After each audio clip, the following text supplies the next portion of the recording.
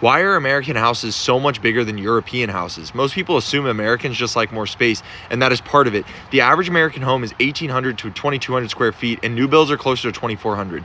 The average UK home is 818 square feet. In Germany, it's 1,100. In Italy, it's 978.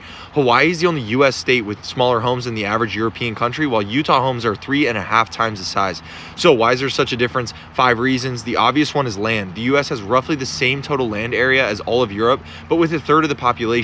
Outside of major cities, land in America is fairly cheap. An acre in rural Texas costs less than $10,000. The same acre in UK or Germany costs 20 times that. And when the land is cheap, you build out. But if it's expensive, you build up. 2 is post-war suburbanization. After World War II, when America built the suburbs, the GI Bill gave veterans cheap mortgages. The Interstate Highway Act paid for roads connecting everything. When Europe rebuilt, it was the dense apartment blocks, often as government social housing. America's housing was built around cars, highways, and yards. Europe's was built around streets and squares. 3 is zoning. In most American cities, 70 to 80% of all residential land is zoned exclusively for single-family detached homes. Apartments are actually illegal on most of the map. Minimum lot sizes are mandated by law. Europe uses mixed-use zoning almost everywhere. A typical European block has shops on the ground, apartments above. Multifamily is their default. 4 is the mortgage. The American 30-year fixed-rate mortgage barely exists anywhere else in the world. Most European countries offer 15 to 20-year variable rates. British borrowers typically refinance every 2 to 5 years. A 30-year fixed allows Americans to borrow more longer with less risk. That extra borrowing power gets spent on bigger houses.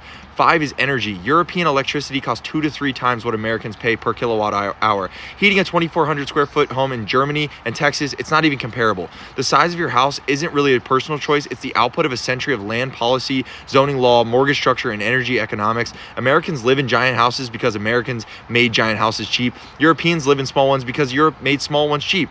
This is great insight into how policy affects outcomes. Follow for more.